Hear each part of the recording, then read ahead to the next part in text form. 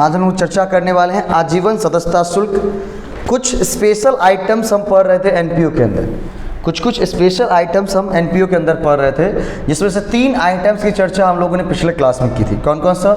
Donation, दान वाला, जिसमें स्पेशल डोनेशन क्या होता है, जनरल डोनेशन क्या होता है, इसके बाद सब्सक्रिप्शन का चंदा वाला किया था, और तीसरा जो हमने किया था कौन सा? वसीयत वाले बात की थी। आज हम लोग उसके आगे लाइफ मेंबरशिप फ़ी, एंट्रेंस फ़ी और भी तरह के जो स्पेशल आइटम्स हैं इसके बारे में चर्चा करेंगे। सबसे पहले चर्चा शुरू करते हैं किससे? आजीवन सदस्यता शुल्क से। इसको इंग्लिश में लाइफ मेंबरशिप फ़ी कहा जाती है। बोला कि कुछ सदस्य सामयिक चंदे के भुगतान के स्थान पर एक मुश्त राशि को आजीवन सदस्यता शुल्क के रूप में भुगतान को चुनते हैं। बोला कि एनपीओ में कुछ ऐसे भी सदस्य होते हैं जो बोलते हैं क्या, हम सामयिक चंदा नहीं देंगे। हम क्या करेंगे? हम सामयिक चंदा नहीं देंगे। सामयिक चंदा का मतलब होता है हर एक साल चंदा नहीं देंगे, हम सामयिक चंदा नहीं देंगे। तो आपने पूछा कि भाई तुम क्या करोगे, सामयिक चंदा नहीं दोगे तो क्या करोगे? तो उसने कहा कि हम चंदे की राशि को एक मुश्त भुगतान करना चाहते हैं। क्या करना चाहते हैं? चंदे की राशि को एक मुश्त भुगतान करना चाहते हैं। क्या करना चाहते हैं? एक मुश्त भुगतान करना चाहते हैं। तो जब कुछ सदस्य सामयिक चंदे के भुगतान के स्थान पर एक मुश्त राशि को आजीवन सदस्यता के रूप में भुगतान को चुनते हैं तो इसे क्या माना जाता है? इसे पूंजी प्राप्ति माना जाता है। क्या माना जाता है? पूंजी प्राप्ति माना जाता है, और प्रत्यक्ष तौर पर पूंजी समान निधि में जमा किया जाता है। बात को समझा कि जब सदस्य के द्वारा सामयिक चंदे के अलावा, बोला कि सामयिक चंदा हम नहीं देंगे, हर एक साल तुमको चंदा नहीं देंगे, तो आप पूछेंगे ना तो फिर क्या करोगे? तो उसने कहा कि हम एक मुश्त भुगतान करना चाहते हैं। क्या करना चाहते हैं? एक मुश्त भुगतान करना चाहते हैं। पूरे जीवन का मतलब जब तक मैं जीवित रहूँगा, जब तक ये ऑर्गेनाइजेशन जीवित रहेंगी, उस पूरे जीवन का क्या करो? पूरे जीवन का सदस्यता शुल्क बताओ। तो पूरे जीवन का सदस्यता शुल्क बता दिया आपने कितना भैया कि भाई तुम देखो हर एक साल दोगे तो 1000 रुपया। अगर पूरे जीवन सदस्यता शुल्क लेना चाहते हो कम से कम आपको 50,000 देने पड़ेंगे। कितने देने पड़ेंगे? 50,000, या जो भी आप फिक्स करोगे। तो बोला कि हम ये वाला हर एक साल वाला नहीं करेंगे, हम एक मुश्त करेंगे। आप देखते होंगे ना, मोबाइल रिचार्ज भी करवाते तो क्या होता है, एक कुछ मोबाइल रिचार्ज करवाते हैं तो वो क्या करते हैं, ये हर एक महीने करवाते हैं। कुछ व्यक्ति ऐसे होते हैं कि भाई पूरे साल का रिचार्ज एक बार करवा लेते हैं। क्या कर लेते हैं? पूरे साल का रिचार्ज एक बार करवा लेते हैं। तो जब पूरे साल का रिचार्ज आपने एक बार करवा लिया है तो उसे क्या माना जाएगा? इसे माना जाएगा कैपिटल एक्सपेंडिचर। क्या माना जाएगा? कैपिटल एक्सपेंडिचर माना जाएगा। एक साल के लिए आपने रिचार्ज मार दिया है। इसके बाद जिस कंपनी का आपने रिचार्ज करवाया है उसके लिए क्या रह जाएंगी? ये कैपिटल रिसिप्ट हो जाएंगी। क्या हो जाएंगी? Capital receipt. इसका एग्जाम्पल के तौर पर देख सकते हैं। इसी तरह से पूरे जीवन का हमने क्या कर लिया? सदस्यता ले लिया है कि जब तक मैं जीवित रहूँगा तब तक सदस्यता हमारी बनी रहेंगी। तो जब तक मैं जीवित रहूँगा तब तक मेरी सदस्यता बनी रहेंगी। इसके लिए करनी क्या है? तो आजीवन सदस्यता शुल्क का भुगतान करना, लाइफ मेंबरशिप फी का भुगतान करना है। और लाइफ मेंबरशिप फी जो होती है वो क्या होती है? कैपिटल रिसिप्ट होती है। कौन सी रिसिप्ट होती है? कैपिटल रिसिप्ट होती हैं, और क्रेडिट की जाती है directly to the capital general fund. Balance sheet के capital general fund, balance sheet के कैपिटल जनरल फंड के अंदर इससे क्या किया जाता है? डायरेक्ट क्रेडिट किया जाता है। नहीं, क्या किया जाता है? और अगर कैपिटल रिसिप्ट है तो रिसिप्ट एंड पेमेंट अकाउंट में आएगा या नहीं आएगा? अगर कैपिटल रिसिप्ट्स हैं तो रिसिप्ट एंड पेमेंट अकाउंट के रिसिप्ट साइड में इसको दिखाएंगे कि नहीं दिखाएंगे? ये बताइए। जा नहीं बोल रहे हैं काजल।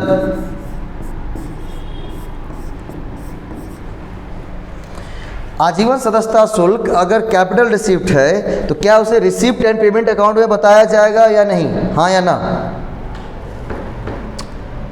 बिल्कुल बताया जाएगा। नहीं बताया जाएगा? रिसिप्ट साइड में तो हम दिखाएंगे, क्योंकि रिसिप्ट एंड पेमेंट अकाउंट कहता है कि चाहे कोई क्या हो, कैपिटल नेचर का हो, चाहे वो रेवेन्यू नेचर का हो, चाहे वो इस साल का हो, चालू वर्ष का हो, चाहे वो गत वर्ष का हो, चाहे अगले वर्ष का हो, हम किसी भी रिसिप्ट को क्या करेंगे?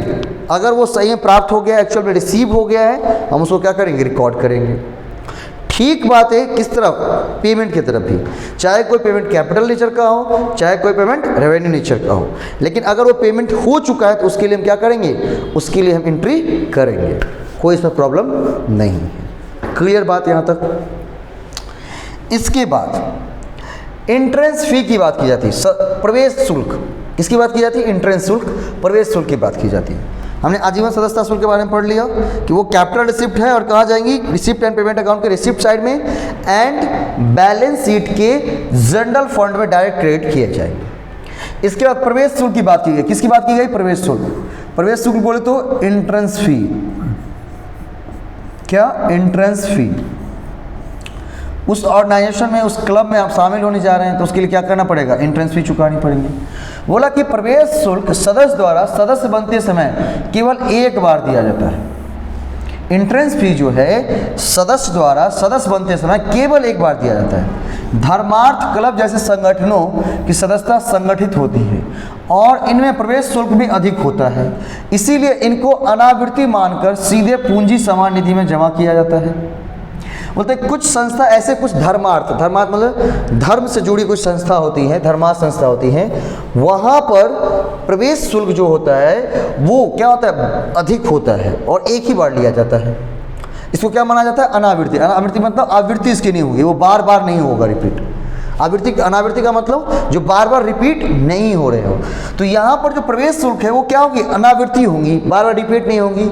इसको अनावृत्ति मानकर सीधे पूंजी समान निधि में क्या किया जाता है? इसको जमा किया जाता है।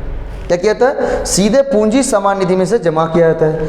लेकिन कुछ संगठन ऐसे भी होते हैं जैसे कि शिक्षण संस्थान में प्रवेश शुल्क निरंतर आय होती है और इसकी राशि भी अपेक्षाकृत कम होती है। इस मामले में प्रचलित है कि प्रवेश शुल्क को आय प्राप्ति माना जाता है।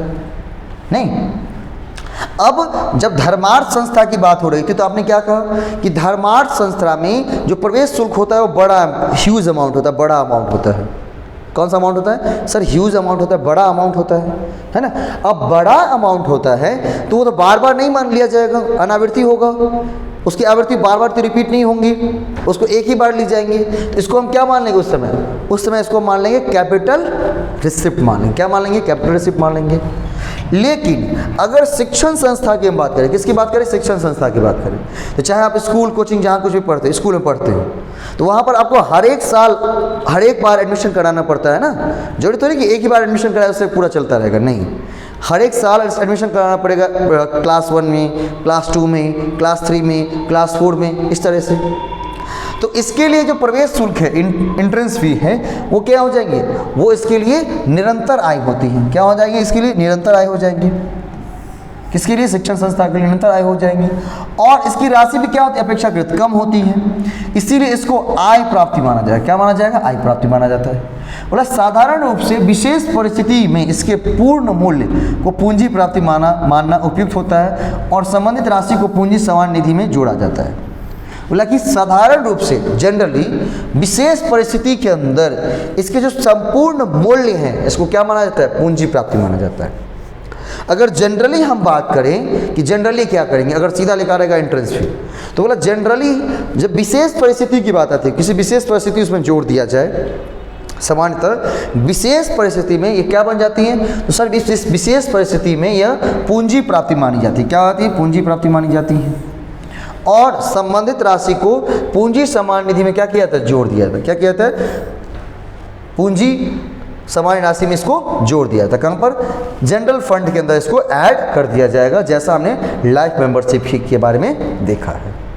ठीक है, चलिए अगले आइटम की बात करते हैं। एक एक आइटम जो समझा रहा हूं समझ में आ रहा है? काजल, स्वताक्षी, कोई दिक्कत नहीं ना?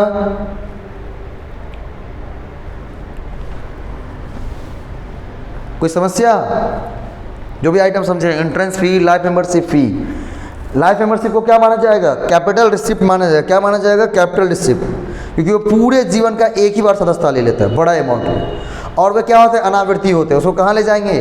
रिसिप्ट एंड पेमेंट अकाउंट के रिसिप्ट साइड में ले जाएंगे और बैलेंस शीट के कैपिटल के अंदर उसको जनरल फंड में क्या कर देंगे? उसको ऐड कर देंगे। क्या करेंगे? उसको जनरल फंड में उसे ऐड कर देंगे। करेक्ट? कोई प्रॉब्लम नहीं ना?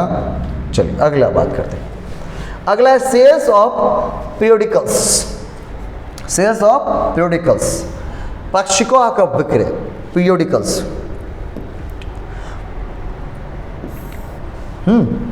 पाक्षिकों का विक्रय, सेल्स ऑफ पीरियोडिकल्स।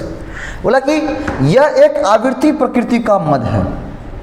यह है क्या है, यह एक आवर्ती प्रकृति का मद है और आय व्यय खाते के आय पक्ष में दर्शाई जाएंगी। अगर लिखा हुआ है sale of periodicals, sale of periodical,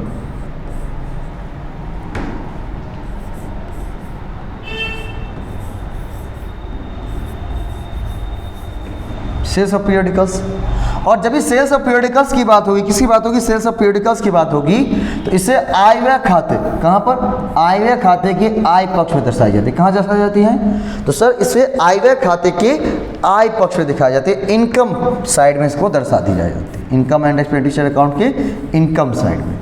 क्यों, क्योंकि सर ये रेवेन्यू नेचर का है, ये क्या है, रेवेन्यू नेचर का है। क्यों, क्योंकि यह आवर्ती प्रकृति की होती है। इसका प्रकृति किस तरह का होता है, आवर्ती, मतलब यह बार बार रिपीट होंगी, ये क्या होंगी, बार बार रिपीट होंगी। करेक्ट, कोई प्रॉब्लम।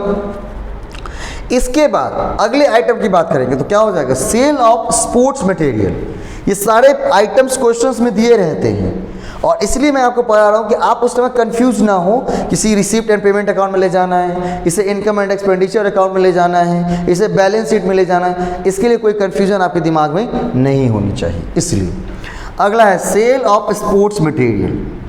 जो स्पोर्ट्स मटेरियल हम बेच रहे हैं, बोला कि खेल के सामान की बिक्री, प्रयोग किया गया सामान जैसे पुरानी बॉल, बल्ला, जाल आदि, जो पुराने सामान है, क्या है, जो पुराने सामान है उसका क्या करना, उसको बेचना, मतलब इसको आय व्यय खाते में आय के रूप में दर्शाया जाता है। किसके रूप में, आय के रूप में दर्शाया जाता है। जैसे ही लिखा हुआ है से खेल के सामान का विक्रय, नहीं, सेल ऑफ ओल्ड न्यूज़पेपर, क्या लिखी हुई है, sale of old newspaper, sales of old sports material. तो जैसे ही खेल के सामान की बिक्री की बात लिखी गई है तो इसे क्या लिखा जाएगा, इसे इनकम एंड एक्सपेंडिचर अकाउंट में, कहाँ पर, इनकम एंड एक्सपेंडिचर अकाउंट में इनकम साइड में दिखाया जाता है। कहाँ पर, इनकम साइड में से दिखाई जाएंगे। कहाँ दिखाए जाएंगे, income side, income expenditure account के इनकम साइड में से दिखाए जाएंगे। करेक्ट, कोई प्रॉब्लम नहीं ना। चल, इसके बाद अगले आइटम की बात करेंगे। अगला आइटम क्या है हमारा, अगला आइटम है हमारा सम्मानार्थ पारिश्रमिक का भुगतान, ऑनरेरियम। मतलब कि यह वह राशि है जिसका भुगतान उस व्यक्ति को किया जाता है जो कि संस्था का पक्का कर्मचारी नहीं है। मतलब ऑनरेरियम का मतलब होता है, ये भी एक क्या है, पारिश्रमिक, क्या है, सम्मानार्थ, सम्मान के साथ पारिश्रमिक का एक भुगतान है। क्या किया जाता है, तो बोला कि यह वह राशि है जिसका भुगतान उस व्यक्ति को किया जाता है जो कि संस्था का पक्का कर्मचारी नहीं है। कलाकार को क्लब में कार्य के लिए भुगतान को आय और व्यय खाते के व्यय पक्ष में दर्शाया जाएगा। मान लीजिए कि किसी ऑर्गेनाइजेशन का वो पक्का कर्मचारी नहीं है। मान लीजिए कोई ऑर्गेनाइजेशन है, एक एनपीओ ऑर्गेनाइजेशन है, उसमें राम जो हैं होते ना, किसी का जॉब लगता है तो आप पूछते हैं ना, भैया परमानेंट जॉब है क्या, पूछते हैं कि नहीं पूछते हैं, परमानेंट, परमानेंट का मतलब अस्थाई। तो अस्थाई कहीं पर उसको जॉब मिला है तो उसके काम के लिए जो उसको भुगतान किया जाएगा उसको क्या कहेंगे, सर उसके काम के लिए जिसको भुगतान किया जाएगा उसे सैलरी कहेंगे। क्या कहेंगे, उसको सैलरी कहेंगे। क्या कहेंगे, सैलरी कहेंगे या वेजेस कहेंगे। क्या कहेंगे, उसमें वेजेस कहेंगे।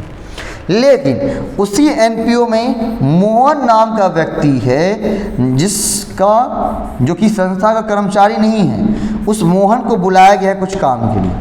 कुछ ऐसी काम आ पड़ी जिसके लिए उन्हें जब मोहन को याद करना पड़ा, मोहन को बुलाना पड़ा। तो मोहन इस संस्था का पक्का कर्मचारी तो नहीं है, लेकिन अगर हमने उसे बुलाया है और काम के लिए बुलाया, मतलब कुछ काम के लिए, तो उस काम के बदले क्या करेंगे, उसको पारिश्रमिक का भुगतान करेंगे।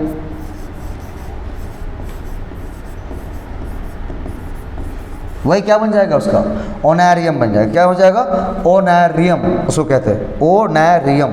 ठीक है, पेमेंट ऑफ ऑनरेरियम। इसके बदले जो काम के लिए हमने, मोहन संस्था का पक्का कर्मचारी नहीं है, अब उसको काम के लिए हमने क्या करी, कुछ काम के लिए ऐसा कुछ काम पड़ा, उसको मैंने बुलाया और उस काम के बदले जो उसको क्या करेंगे, पेमेंट करेंगे। क्या करेंगे, उस काम के बदले उसके लिए हम पेमेंट जो करेंगे, उस पेमेंट को क्या कहेंगे सर, उस पेमेंट को हम ऑनरियम कहेंगे। क्या कहेंगे, उस पेमेंट को ऑनरियम कहा जाएगा। बात समझे। और ऑनरियम को क्या माना जाता है, तो ऑनरियम को रेवेन्यू नेचर का माना जाता है। क्या माना जाता है, रेवेन्यू नेचर का एक्सपेंस माना जाता है। और इसे कहाँ दिखाएंगे, इनकम एंड एक्सपेंडिचर अकाउंट के, इनकम एंड एक्सपेंडिचर अकाउंट के किस साइड में, एक्सपेंस साइड में। किस साइड में, एक्सपेंसेस साइड में।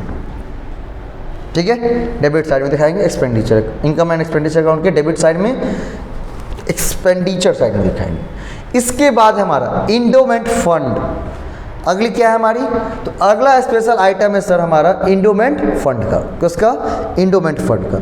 ये क्या होता है, इंडोमेंट फंड क्या होती है, तो बोला कि इंडोमेंट फंड की अगर बात करें तो यह निधि वसीयत या उपहार से उत्पन्न होते हैं। यह आय विशेष उद्देश्य के लिए प्रयोग की जाती है, इसीलिए यह पूंजी प्राप्ति है और ये तुलन पत्र के दायित्व पक्ष में विशिष्ट उद्देश्य के लिए निधि के रूप में दर्शाई जाएंगी।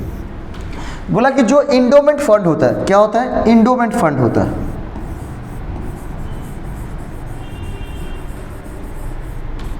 जो इंडोमेंट फंड होते हैं वो फंड किससे उत्पन्न होते हैं, तो वो फंड वसीयत से, किससे, वसीयत से उत्पन्न होते हैं। वो फंड किससे उत्पन्न होते हैं, वो फंड सब उपहार से उत्पन्न होते हैं। किससे उत्पन्न होते हैं, उपहार से उत्पन्न होते हैं। किसी से गिफ्ट मिला हुआ है, उससे गिफ्ट के तौर पर जो हमको फंड मिला, वसीयत नहीं, वसीयत के द्वारा हमें कोई फंड मिला, तो बोला कि वह फंड जो वसीयत के द्वारा, किसके द्वारा, जो वसीयत के द्वारा, उपहार के द्वारा उत्पन्न होते हैं, उसे हम क्या कहते हैं, इंडोमेंट फंड कहते हैं। क्या कहते हैं उसको, इंडोमेंट फंड कहते हैं। और यह विशेष उद्देश्य के लिए ही प्रयोग की जा सकती है। क्या की जा सकती हैं, विशेष उद्देश्य के लिए ही प्रयोग की जा सकती है। इंडोमेंट फंड का ये शर्त रहता है कि इसका उपयोग हम किसी स्पेशल काम के लिए ही करेंगे। क्या करेंगे, स्पेशल वर्क के लिए ही करेंगे। बात को समझे, किसके लिए करेंगे, स्पेशल वर्क के लिए ही करेंगे। तो जैसे ही किसी स्पेशल वर्क के लिए उसका यूज किया जाएगा तो वो क्या बन जाएगा, वो बन जाएगा हमारा कैपिटल रिसिप्ट। क्या बन जाएगा, कैपिटल रिसिप्ट। क्योंकि इस रिसिप्ट को केवल स्पेशल जगह ही हम खर्च कर सकते हैं। क्या कर सकते हैं, स्पेशल जगह ही खर्च कर सकते हैं। कोई प्रॉब्लम यहाँ तक समझने में, इंडोमेंट फंड का, इंडोमेंट फंड समझने में कोई प्रॉब्लम। कोई पूछेगा इंडोमेंट फंड क्या होता है, वित्तिक निधि क्या होती है, तो बोलेंगे वित्तिक निधि वह राशि है जो वसीयत अथवा उपहार के द्वारा उत्पन्न होता है। इसकी शर्त ये होती है कि इसे किसी स्पेशल जगह, विशेष जगह ही खर्च किया जा सकता है। इसे क्या कर सकते हैं, केवल विशेष जगह ही खर्च किए जा सकते हैं। और इसे कहाँ दिखाएंगे, तो इसे कहाँ दिखाया जाएगा, इसे तुलन पत्र मतलब बैलेंस शीट के दायित्व पक्ष में विशेष उद्देश्य के लिए निधि के रूप में, मतलब इसको क्या करेंगे, लायबिलिटी साइड में क्या करेंगे, बैलेंस शीट के लायबिलिटी साइड में एक शीर्षक के अंदर इसको लिखेंगे। बैलेंस शीट का जब लायबिलिटी साइड होगा, है ना, मान लीजिए बैलेंस शीट है तो इसका लायबिलिटी साइड किधर होगा, इस तरफ लायबिलिटीज होंगे ना, इस तरफ एसेट्स है ना, सही लिखा है ना हमने। चलो हाँ चलिए, अब क्या करेंगे, लायबिलिटी साइड में इसको क्या लिखेंगे, लिख देंगे, इसका हेडिंग देंगे स्पेशल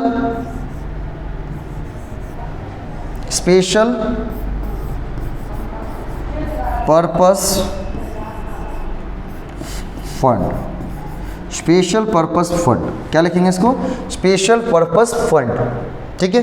और नीचे ब्रैकेट में लिख देंगे इंडोमेंट फंड।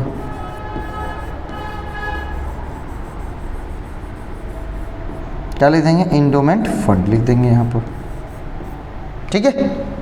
किसकी चर्चा कर देंगे, इंडोमेंट फंड की चर्चा कर देंगे। यहाँ तक हो जाएगा हमारा, नहीं मतलब कि इंडोमेंट फंड वसीयत के कारण, उपहार के कारण उत्पन्न होती हैं। क्या होती हैं, वसीयत के कारण और उपहार के कारण उत्पन्न होती हैं। और इसे बैलेंस शीट के लायबिलिटी साइड में, किस साइड में, बैलेंस शीट के लायबिलिटी साइड में स्पेशल पर्पस फंड के रूप में दिखाया जाता है।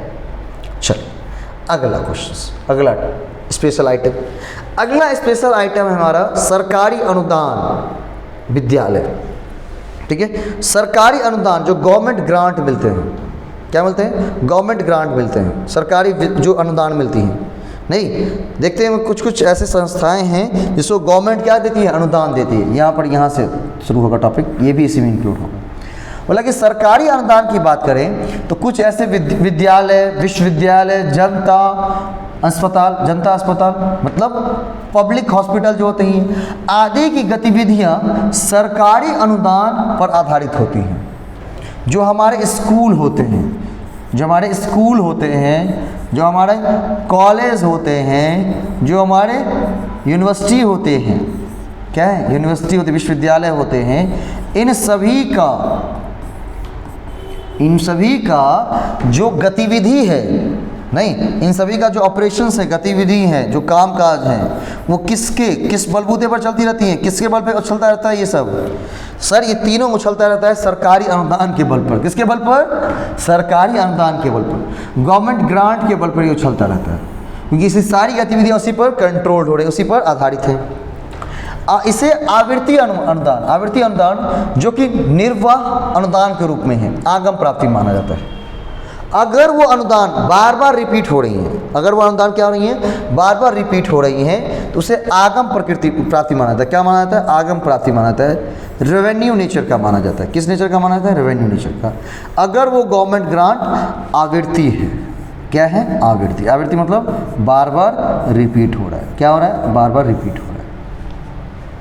ठीक है, जैसे कि चालू वर्ष की आय तथा आय और व्यय खाते में से जमा किया जाता है। क्या किया जाता है? आय और व्यय खाते में से जमा किया जाता है। कहाँ पर? आय व्यय खाते के इनकम साइड में से जमा किया जाता है। किस हेडिंग से? Government grant. परंतु अनुदान जैसे कि भवन के लिए, अब लेकिन देखिए सीधा अनुदान मिला है, उसमें कुछ ऐसी बात नहीं कही गई थी कहाँ खर्च करना है, कहाँ लगाना है, ऐसी कोई चर्चा वहाँ पर नहीं की गई थी। करेक्ट? तो ये अनुदान जो है वो क्या आवृत्ति नेचर के होते हैं और इसे कहाँ चले दे जाएंगे? सीधे इसको सीधे दे दिए जाएंगे, आय और व्यय खाते में जमा कर दिए जाएंगे। लेकिन अनुदान जैसे कि भवन के लिए अनुदान बना तो इसे पूंजी प्राप्ति माना जाएगा। इसे क्या माना जाएगा? पूंजी प्राप्ति माना जाएगा और भवन निधि खाते में हस्तांतरित किया जाएगा। और कहाँ हस्तांतरित किया जाएगा? भवन निधि खाते में क्या करेंगे? इसको हस्तांतरित करेंगे। नहीं, अगर गवर्नमेंट ग्रांट किस लिए मिला हुआ है? भवन बनाने के लिए बना हुआ है। अगर गवर्नमेंट ग्रांट अगर गवर्नमेंट ग्रांट क्यों मिला हुआ है? मैदान, खेल का मैदान, प्लेग्राउंड बनाने के लिए मिला हुआ है, तो उसे उसी खाते मतलब उसकी संबंधित जो निधि हमने बनाई, फंड बनाई है, तो भवन निधि मतलब भवन निधि खाते मतलब बिल्डिंग फंड के अंदर इसको क्या कर देंगे? बिल्डिंग फंड के अंदर इसको इंक्लूड कर देंगे। क्या कर देंगे? बिल्डिंग फंड के अंदर इसे इंक्लूड कर देंगे। पर ध्यान रहे कि कुछ अलाभकारी संस्थाएं सरकार या सरकारी एजेंसी से रोककर अनुदान प्राप्त करती हैं। यह अनुदान भी आगम ही होगा जिस वर्ष वो प्राप्त की जाएंगे। बोला कुछ अलाभकारी संस्थाएं, नॉन प्रॉफिट ऑर्गेनाइजेशन सरकार या सरकारी एजेंसी से रोककर अनुदान प्राप्त करती है। क्या प्राप्त करती है? रोककर अनुदान, कैश में ग्रांट प्राप्त, रोककर अनुदान प्राप्त करती है। और ये अनुदान भी क्या होंगे? आगम आय होगी। ये भी क्या माने जाएंगे? रेवेन्यू नेचर की माने जाएंगे, जिस वर्ष वो प्राप्त की जाएंगी उस वर्ष। बात को समझे? बोला कि सरकारी अनुदान की अगर बात करें तो कुछ ऐसे महाविद्यालय हैं, कुछ ऐसे कॉलेज हैं, कुछ ऐसे विश्वविद्यालय हैं जो कि पूरी की पूरी उनकी गतिविधि किस पे आधारित है? गवर्नमेंट के ग्रांट पे आधारित है। तो जब उसकी पूरी की पूरी गतिविधि गवर्नमेंट ग्रांट के पर आधारित है, तो उसे जो गवर्नमेंट ग्रांट मिलता है वो क्या मिलता है? आवृत्ति मिलता है। क्या मिलता है? आवृत्ति मिलता है, मतलब बार बार उसकी रिपीटेशन होती है। तो जो आवृत्ति मिलता है तो इसलिए इसे क्या करते हैं? उसे रेवेन्यू नेचर का मानते हैं, उसे रेवेन्यू रिसिप्ट मानते हैं, आगम प्राप्ति मानते हैं। और इसे कहाँ पर ट्रांसफर करते हैं? आय और व्यय खाते में से जमा कर देते हैं। क्या करते हैं? आय व्यय खाते में से जमा कर देते हैं। परंतु अनुदान जैसे कि भवन के लिए अनुदान, किसके लिए अनुदान? भवन के लिए अनुदान को क्या माना जाएगा? पूंजी प्राप्ति माना जाएगा। और किसी स्पेशल चीज़ के लिए जब अनुदान मिलता है गवर्नमेंट की तरफ से, भवन बनाने के लिए अनुदान मिला, प्लेग्राउंड बनाने के लिए अनुदान मिला, तो ये सारे ग्रांट कहाँ चले जाते हैं? उससे संबंधित जो फंड होंगे वहाँ ट्रांसफ़र कर दिए जाएंगे, उससे संबंधित जो फंड होंगे वहाँ उसे ट्रांसफ़र कर दिए जाएंगे। करेक्ट। पर कुछ अलाभकारी संस्था ऐसी भी हैं जिसे रोकर, क्या होता है, जिसे रोकर अनुदान प्राप्त करती है, जो क्या एजेंसी से क्या करती है, रोकर अनुदान प्राप्त करती है, उसे रोकर वहाँ से मिलता है। तो यह अनुदान भी किसके लिए? आगम आय ही होगी, मतलब यह अनुदान भी क्या होंगी? आगम आय, रेवेन्यू इनकम ही होंगी, जिस वर्ष वो प्राप्त की जाएंगी, जिस वर्ष वो प्राप्त की जाएंगी उस वर्ष आगम आय ही होंगी। ठीक है, चलो इसके बाद स्पेशल फंड की बात की जाएगी। किसकी बात की जाएगी? स्पेशल फंड की बात की जाएगी। आज लगभग कंप्लीट हो जाएगा। इसके बाद इसमें जो कुछ क्वेश्चंस बचे वो कल हम कर लेंगे, कल शनिवार है, कल तक कंप्लीट हो जाएंगे। एनपीयू विशेष निधि, स्पेशल फंड, बोला कि और लाभकारी संस्थाएं विशिष्ट उद्देश्य गतिविधियों जैसे कि पुरस्कार निधि, नहीं रिवॉर्ड बांटना है, गिफ्ट्स बांटना है, उसके लिए निधि बना ली है, मैच करवाना है तो मैच फंड, खेल करवाना है नहीं तो खेल निधि आदि के लिए विशेष निधि का निर्माण करती है। बोला कि अलाभकारी संस्था जो होती हैं कुछ कुछ विशेष तरह की गतिविधि के लिए क्या करती है? विशेष तरह की निधि बना लेती हैं। इन निधियों का प्रतिभूतियों में विनियोग किया जाता है और इस फंड में जो पैसा होता है उसे हम कहीं और इन्वेस्ट कर देते हैं। क्या कर देते हैं? उसे हम कहीं और इन्वेस्ट कर देते हैं, क्योंकि फंड आप बचा के अपने पास रखोगे उससे कोई फ़ायदा नहीं होने वाला है, वो जितना ही है उतना ही रहेगा। अगर आप उसे बढ़ाना चाहते हैं, उसे कुछ आगे करना चाहते हो तो क्या करनी चाहिए? तो उससे क्या करनी चाहिए? तो उससे हमें इन्वेस्ट कर देना चाहिए किसी और जगह पर। तो उसे हम क्या कर देते हैं? प्रतिभूति में इन्वेस्ट कर देते हैं। क्या करते हैं? प्रतिभूति में इन्वेस्ट कर देते हैं, सिक्योरिटीज़ के अंदर इन्वेस्ट कर देते हैं। सिक्योरिटीज़ मतलब शेयर, बॉन्ड, डिवेंचर, जितने भी उसमें इन्वेस्ट कर देते हैं। और वहाँ जब इन्वेस्टमेंट किया तो वहाँ पर हमें कुछ ना कुछ आय अर्जित होगी, इंटरेस्ट के रूप में, लाभांश के रूप में आय अर्जित होंगी। उस आय को संबंधित निधि में क्या कर दिया था? जमा कर दिया था। उस आय को क्या किया जाता है? जो संबंधित निधि है, जैसे मैच वाला इन्वेस्टमेंट है, मैच से पैसा है तो मैच फंड में, पुरस्कार निधि है उसका इन्वेस्टमेंट है, उससे वहाँ से जो आय आई तो पुरस्कार निधि में, ना कि आय व्यय खाते के जमा में। इसी प्रकार विशिष्ट उद्देश्य के लिए किए गए व्यय को विशिष्ट निधि में से ही घटाया जाता है। नहीं, बोला कि जैसे उस स्पेशल फंड हमने बनाए, स्पेशल फंड को हमने क्या किया? सिक्योरिटीज़ के अंदर इन्वेस्ट किया, तो वहाँ से जो इनकम जनरेट हुई, वहाँ से जो आय प्राप्त हुई है, उस आय को हमने क्या किया? उस विशेष फंड में ट्रांसफ़र कर दिया है। तो ना कि इसे कहाँ पर ले जाएंगे? आय व्यय खाते के जमा पक्ष में ले जाएंगे। इसे आय व्यय खाते के जमा पक्ष में नहीं ले जाएंगे, इसे उस स्पेशल फंड के अंतर्गत ले जाएंगे। करेक्ट, कोई प्रॉब्लम नहीं सर। लेकिन जब इससे संबंधित, मैच से संबंधित कोई खर्चा होगा, खेल से संबंधित कोई खर्चा होगा, पुरस्कार से संबंधित कोई खर्चा होगा, तो वो खर्चे भी हम कहाँ काटेंगे? उसी स्पेशल फंड से। जहाँ पर उससे हुई इनकम को जमा करेंगे वहाँ से खर्चे भी हम काटेंगे ना। खर्चे हम कहाँ से काटेंगे? वहीं से काटेंगे। तो वहाँ से हम खर्चे भी काट लेंगे। इससे क्या करेंगे? खर्चे भी काट लेंगे। उदाहरण के लिए एक क्लब खेल गतिविधियों के लिए विशेष निधि बनाता है। एग्जाम्पल के लिए इसे समझते हैं। क्या करता है? एक क्लब जो है वो खेल गतिविधि के लिए, स्पोर्ट्स के लिए क्या करता है? स्पोर्ट्स फंड का निर्माण कराता है। क्या करता है? स्पोर्ट्स फंड का निर्माण करता है। ठीक है, स्पोर्ट्स फंड बना लिया। करेक्ट। इसके बाद या इस स्थिति में खेल निधि के लिए विनियोग से ब्याज की आय को खेल निधि में जोड़ दिया जाता है। और मान लीजिए स्पोर्ट्स फंड के अंदर हमारे पास 1000 रुपया था, हम थोड़ा क्या था? 1000 रुपया था, तो हमने क्या किया? इसे कहीं इन्वेस्ट कर दिया।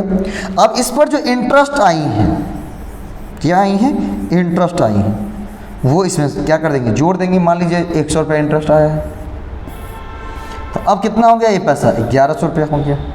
नहीं, और खेल पर सभी व्ययों को यहाँ से घटा लिया जाएगा। अब मान लीजिए इस साल हमने खेल आयोजित की, उस पर हमको कितने खर्च हो गए? 500 रुपये खर्च हुए।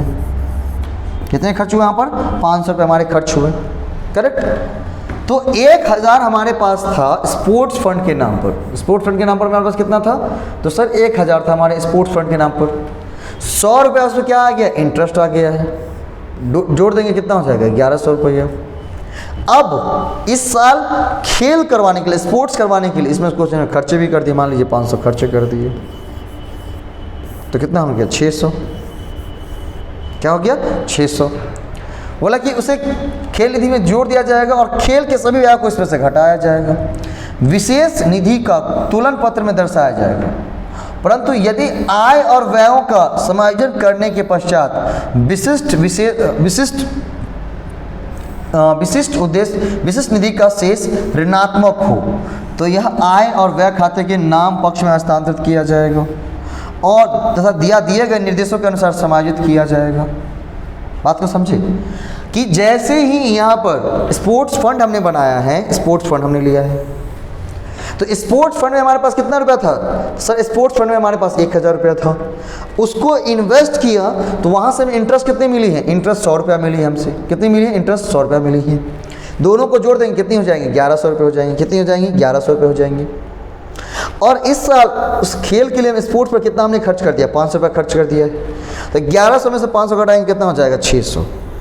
ये कहाँ ट्रांसफ़र कर दिए जाएंगे? ये बैलेंस शीट के में विशेष निधि स्पेशल फंड के रूप में ट्रांसफ़र कर दिए जाएंगे। इसको क्या करेंगे? बैलेंस शीट के तरफ स्पेशल फंड के रूप में से ट्रांसफ़र कर देंगे, है ना। लेकिन यहीं अगर मान लीजिए 1100 रुपया था हमारा, कितना था हमारे पास? 1100 रुपया था। अब 1100 रुपया था, उसमें हमने खर्च कितने कर दीजिए? मान लीजिए 1200 कर दिए। कितने कर दिए? 1200 रुपये कर दिए। तो 100 रुपये हमारा क्या हो गया? निगेटिव बैलेंस हो गया। ब्रैकेट में दे देते हैं, इसका मतलब क्या होता है? निगेटिव है। तो 100 रुपये क्या हो गया? निगेटिव बैलेंस आ गया। क्या आ गया है? निगेटिव बैलेंस आ गया। तो निगेटिव बैलेंस जब आ गया तो इसको क्या करेंगे?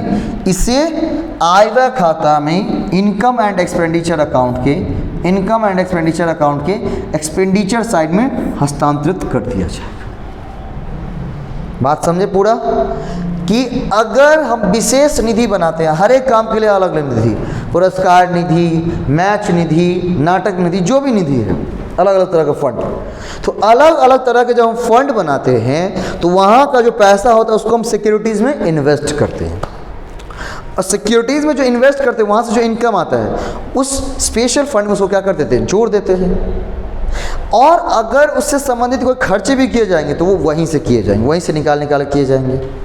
और लास्ट में जब सब कुछ करने के बाद यदि उस फंड का निगेटिव बैलेंस आए, ऋणात्मक, कैसा बैलेंस आया? निगेटिव बैलेंस आया, तो उसे हम क्या करेंगे? आय व्यय खाते की व्यय पक्ष में हस्तांतरित कर देंगे।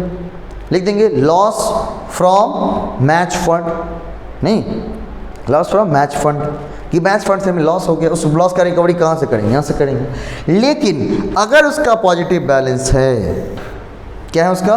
पॉजिटिव बैलेंस है, तो उस पॉजिटिव बैलेंस को क्या किया जाएगा? स्पेशल फंड के रूप में ट्रांसफ़र कर दिया जाएगा बैलेंस शीट के अंदर। आई होप पूरा समझ गए होंगे, इससे कोई दिक्कत नहीं होंगी, हाँ या ना? कोई दिक्कत है?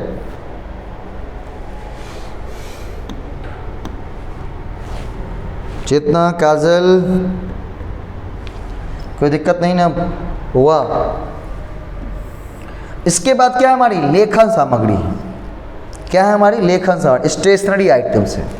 बोला कि सामान्यतः लेखन सामग्री पर किए गए व्यय एक उपभोग मद के रूप में आय और व्यय खाते से प्रभार की जाएंगे, परंतु लेखन सामग्री के स्टॉक की दी गई स्थिति आरंभिक या अंतिम में लेखन सामग्री के क्रम में आवश्यक समायोजन और उपभोग छपाई सामग्री की लागत को निकालने के पश्चात उस राशि को आय व्यय खाते में इसके स्टॉक को तुलन पत्र में दर्शाएंगे, नहीं, और इसके स्टॉक कहाँ पर? तुलन पत्र में।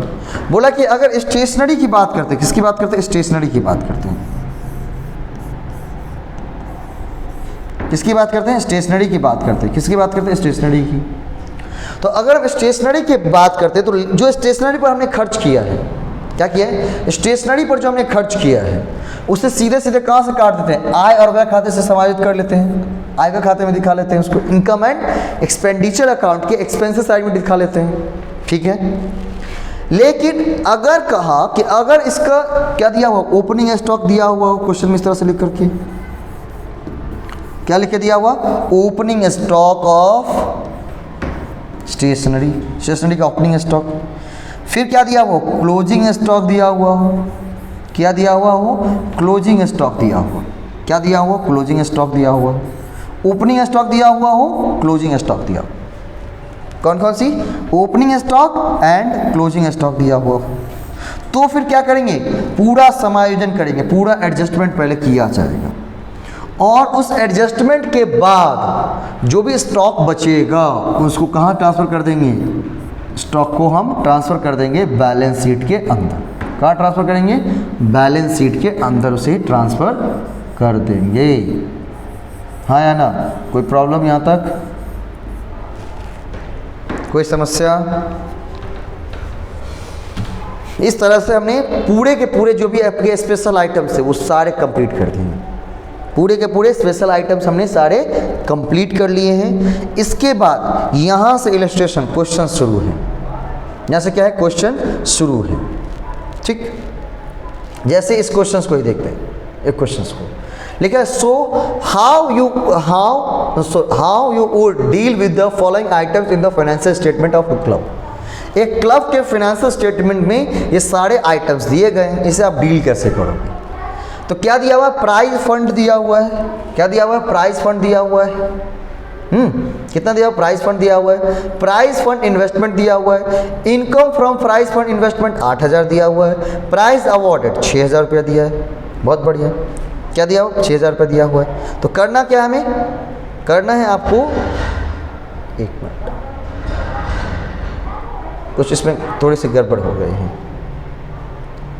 नहीं ये, हाँ ठीक है, नहीं ये इलस्ट्रेशन सॉल्व कैसे करेंगे इसको? इसका सॉल्यूशन यही है। क्या है इसका सॉल्यूशन? यही है, क्योंकि हमने क्या कहा है? सबसे पहले एडजस्टमेंट करेंगे balance sheet liabilities. Price fund कितने का है? प्राइस फंड है 80,000 का। कितने का प्राइस फंड है? 80,000 का प्राइस फंड है हमारा। नहीं, अब प्राइस फंड को हमने क्या कर दिया? इन्वेस्ट कर दिया। तो जैसे इन्वेस्ट कर दिया तो वो एसेट्स बन जाता है। प्राइस फंड है हमारे पास, वो क्या है? हमारे लिए लायबिलिटीज है। अगर उसको आपने इन्वेस्ट कर दिया 80 का 80,000 तो हम क्या हो गया? वो एसेट्स बन गया। अब वहाँ पर जो इन्वेस्टमेंट क्या हुआ? इनकम आई है, उसको भी क्या करेंगे? उस प्राइस फंड में जोड़ देंगे। कितने हो जाएगा? 8,000। टोटल मिला कितना हो जाएगा? 88,000। कितने हो जाएंगे? 88,000। इसके बाद लेस 6,000। 6,000 हमने क्या किया? प्राइस पे खर्च किया। कितना हो जाएगा? 88 में 6 घटाएंगे 82,000 से। कितनी हो जाएंगे? 82,000 हो जाएंगे। नहीं, ये 82,000 को हम क्या करेंगे? इस 82,000 को प्राइज फंड के रूप में लायबिलिटी साइड में स्पेशल फंड के रूप में इसे दिखा लेंगे। क्या करेंगे? स्पेशल फंड के रूप में इसे लायबिलिटी साइड के अंदर दिखा लेंगे। क्लियर जी? इसी तरह के क्वेश्चंस आपको नीचे भी दिए गए हैं। तो एक बार जो हमने थ्योरी पढ़ा है उसको मैं 5 मिनट फटाफट क्या करता हूँ? रिवीजन कर लेता हूँ। बाकी क्वेश्चंस अब घर से बना के लाएंगे। जो क्वेश्चंस बाकी रहेंगे वो कल मैं बता करके पूरे चैप्टर को कंप्लीट कर लूँगा। आज हमने सबसे पहले यहाँ से सब्सक्रिप्शन से ही शुरू कर देता हूँ फटाफट। सबसे पहले बात करेंगे किसकी? सब्सक्रिप्शन की। तो सब्सक्रिप्शन क्या बोला था कि सब्सक्रिप्शन क्या होता है? सब्सक्रिप्शन अगर क्या है? पूरे हम बात करते हैं ओवरऑल जितने भी सब्सक्रिप्शन मिले हैं तो वह क्या माना जाएगा? कैपिटल रिसिप्ट माना जाएगा। क्या माना जाएगा? कैपिटल रिसिप्ट माना जाएगा। ठीक है, कैपिटल रिसिप्ट माना जाएगा। क्या? पूरे बहुत मतलब कोई संस्थाओं में कोई आय का मुख्य स्रोत है और उसे प्राप्तिहीन भुगतान खाते में दिखाते हैं। क्या देते हैं उसको? कैपिटल रिसिप्ट नहीं, सॉरी, रेवेन्यू रिसिप्ट। और उसे प्राप्तिहीन भुगतान खाते में दिखाएंगे। और प्राप्तिहीन भुगतान खाते में चाहे इस साल का मिला हो, पिछले साल का मिला हो, अगले साल का मिला हो, सीधे जोड़ देना है। लेकिन इनकम एंड एक्सपेंडिचर अकाउंट में जब दिखाने की बात होगी तो वहाँ पर क्या करेंगे? तो वहाँ पर इस साल जो मिल गया है उसे और इस साल जो बकाया रह गया है उसको जोड़ करके हम लिख लेंगे। इसके बाद दूसरा हमने पढ़ा था किसके बारे में? दान के बारे में। दान 2 प्रकार की होती है, सामान्य दान, विशेष दान। विशेष दान होंगी उसे कैपिटल रिसिप्ट मानेंगे। उसे प्राप्तिहीन भुगतान खाते में क्या करेंगे? उसे प्राप्तिहीन भुगतान खाते में दिखाएंगे। इसके बाद और लायबिलिटी साइड के और सॉरी बैलेंस शीट के लायबिलिटी साइड में दिखाएंगे। अगर सामान्य दान है, क्या है? जनरल डोनेशन है, तो जनरल डोनेशन को हम रेवेन्यू नेचर के मानते हैं। क्या मानते हैं? रेवेन्यू नेचर का मानते हैं और उसे आयव्यय खाते में लिखते हैं। क्या किस कहाँ पर लिखते हैं? आयव्यय खाते में लिखते हैं। बोला कि अगर वसीयत की बात की जाए, क्या है, वसीयत की बात की जाए तो वसीयत क्या है, मरने के बाद लोगों की प्राप्ति होती है और इसे प्राप्ति में भुगतान खाते के प्राप्ति पक्ष में दर्शाए जाते हैं। और जो बैलेंस शीट में है वहाँ पर कैपिटल फंड, रिजर्व फंड के रूप में इसे हम प्रत्यक्ष रूप से जोड़ करके दिखाते हैं। लेकिन अगर वसीयत की रकम क्या छोटी हो, कोई बड़ी नहीं रकम नहीं है, छोटी रकम हो, तो उसे फिर क्या करते हैं, आय व्यय खाते के आय पक्ष में दर्शा लेते हैं। आजीवन सदस्यता शुल्क की बात हो तो वो क्या है, कैपिटल रिसिप्ट है। क्या है वो, कैपिटल रिसिप्ट है। इसे क्या करेंगे, इसे रिसिप्ट एंड पेमेंट अकाउंट के रिसिप्ट साइड में दिखाएंगे और दूसरा पूंजी समान निधि में तुलन पत्र में दिखा लेंगे, बैलेंस शीट में पूंजी समान निधि में दिखा लेंगे। इसके बाद एंट्रेंस फी की बात होगी। क्या होगा, एंट्रेंस फी अगर आवृत्ति वाला है, बार बार वाला है तो बार बार वाला है मतलब आवृत्ति, तो उसे रेवेन्यू नेचर का, उसे कहाँ पर, इनकम एंड एक्सपेंडिचर अकाउंट के इनकम साइड में दिखा लेंगे इसको।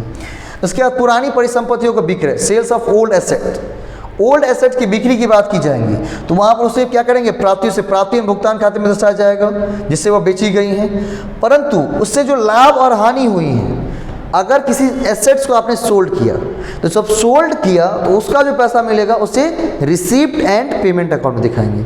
लेकिन जो सेल करने के बाद जो प्रॉफिट और लॉस आई है उसे कहाँ दिखाएंगे, उसे इनकम एंड एक्सपेंडिचर अकाउंट में दिखाएंगे। अगर लॉस आई है तो कहाँ पर लॉस आई थी, इनकम एंड एक्सपेंडिचर अकाउंट के एक्सपेंसेस साइड में। अगर प्रॉफिट हुआ है तो इनकम एंड एक्सपेंडिचर अकाउंट के इनकम साइड में। Sale, profit on sale of assets and loss on sale of assets के नाम से।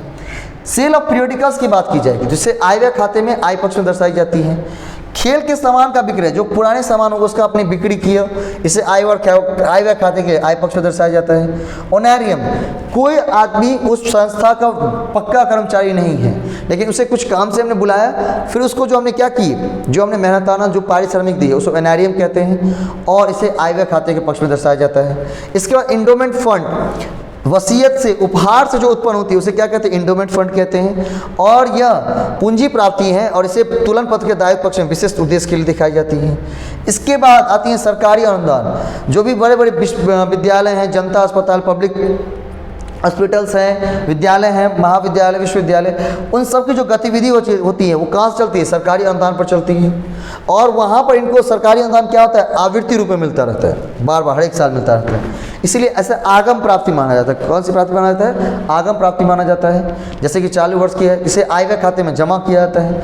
लेकिन किसी विशेष मद के लिए क्या किया जाए, जब अनुदान दिया जाता है कि ग्राउंड बनवाने के लिए, भवन बनवाने के लिए, तो फिर ये क्या होंगे, इसे उस निधि में नहीं, मत से संबंध जो हमने निधि बनाई, फंड बनाई, उसमें हम इसे हस्तांतरित कर देंगे। इसके बाद स्पेशल फंड, अलग अलग गतिविधियों के लिए अलग अलग तरह के फंड उन्हें अभी पता है। फिर उस फंड से जो पैसा होता है उसको क्या करते हैं, कहीं अलग जगह इन्वेस्ट कर देते हैं और वहाँ से जो क्या करेंगे, वहाँ से कुछ इनकम आती है उसको जोड़ देते हैं उसमें, और वहाँ से जो खर्चे किए जाएंगे वहीं से किए जाएंगे। अगर मान लीजिए प्राइज फंड है तो प्राइज फंड का जो पैसा था उसको हमने इन्वेस्ट कर दिया। इन्वेस्ट से मतलब कुछ ना कुछ प्रॉफिट, कुछ ना कुछ कमाई होंगी इनकम से, वहाँ से इन्वेस्टमेंट से कुछ इनकम होगी, उस इनकम को उस प्राइज फंड में जोड़ दिया जाएगा। और प्राइज फंड में जोड़ने के बाद उसे क्या किया जाएगा, फिर उसे जहां कुछ भी खर्चे होंगे प्राइस से संबंधित, प्राइस लेना है प्राइस, तो उससे संबंधित वो खर्चे किए जाएंगे। अगर उसका बैलेंस निगेटिव आ जाता है तो फिर उसे आय व्यय खाते में एक्सपेंस साइड में क्या करते हैं, एडजस्ट करते हैं। अगर पॉजिटिव होता है तो फिर वो कहाँ चला जाएगा, लायबिलिटी साइड में चला जाएगा, नहीं निधि, विशेष निधि के रूप में। इसके बाद स्टेशनरी आइटम के बारे में बात करेंगे। किसकी बात करें, स्टेशनरी आइटम के बारे में बात करेंगे।